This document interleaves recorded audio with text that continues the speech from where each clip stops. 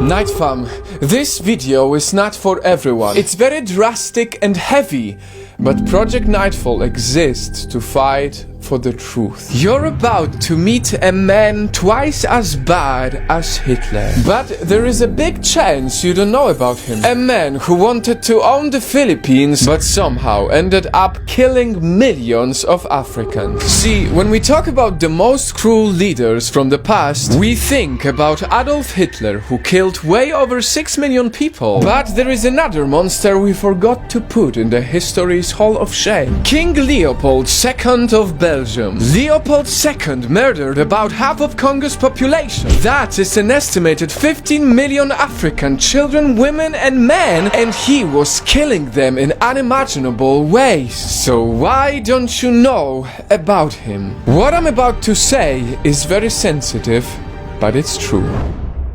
We don't know about Leopold II because he killed people of Africa. Poverty, genocide, wars. For some reason, our world was always less interested in the pain of the African people. But because every life should be seen as equal, Leopold II deserves to be put in history's Hall of Shame. Here is where this horrible story begins. Leopold II knew that Congo was rich in rubber, gold and ivory, three of the most expensive resources at that time. That is when in 1885 he decided to own Congo. And to convince the Belgian government to give him money, Leopold II disguised his slavery as a humanitarian project to convert the Congolese into civilized Christians. And it worked. A whole African country became a private property of just one man. But what he did as an owner for the next 23 years was far from Christian. He forced all natives to dig up gold, killed elephants for ivory and harvest rubber so he could sell them and keep all the profits for himself. And he was incredibly heartless in all of this. Leopold II recruited many Congolese people to torture their own people. He paid a large army of natives to enforce slavery. It didn't matter if you were a man,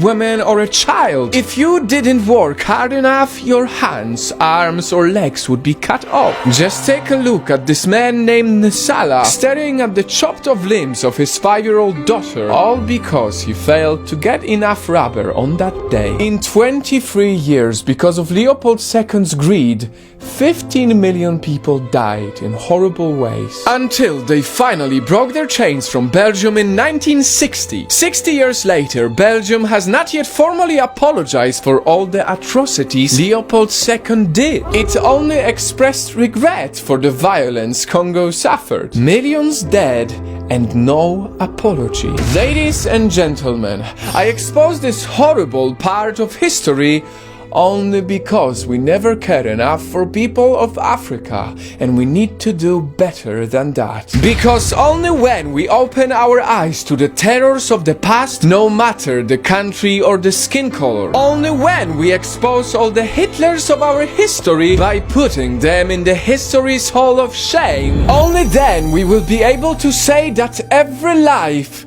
is truly equal.